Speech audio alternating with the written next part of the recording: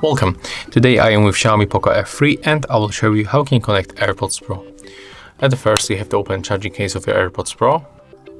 Next, you have to click and hold this back button, this one. Well, you have to get this close open. I mean this case. Click and hold this button right now.